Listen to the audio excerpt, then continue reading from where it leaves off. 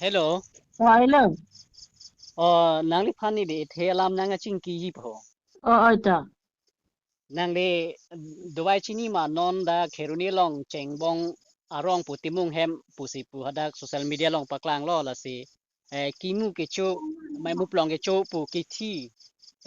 ji dok an la pu son si non do bom lo ke hospital long kheruni hospital long che pon tam immediate pa lam lo la so pu thak nang li pu thot nang li phan pachini thu wai tha la tuma phan tum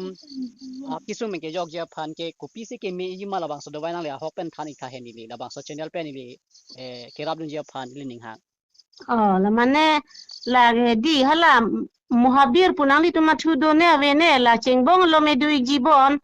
amat papiri dam denon jong sia ve pulo te dang ni li tum hem ke du amat la apolong bang el lang cham et jat enang pon ke tok wok nang pon lang ta dung dun thu nang pon man ke la po lang jun det lo te la aning ke wang kom i po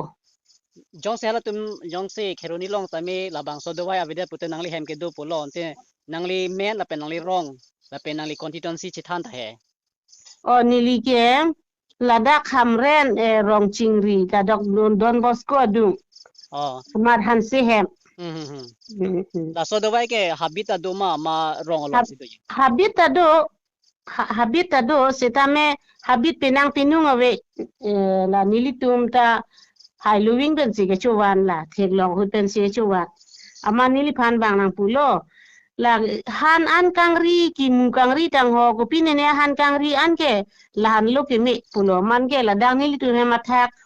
rong pi he masor ke han ingri lo la chulo mat bang me de pu ya lo ante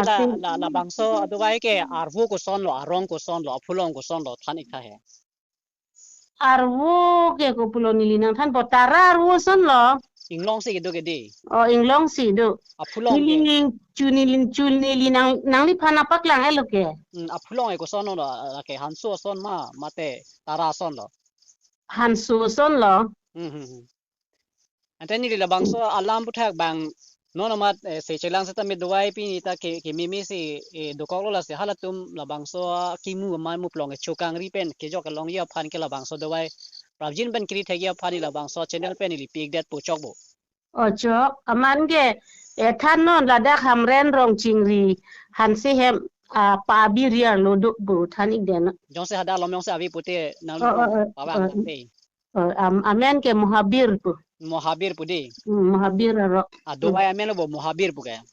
galang la tarar bu nang nak de tarawu nang na aku apulong ta tara pulong som lo ton te de churut lo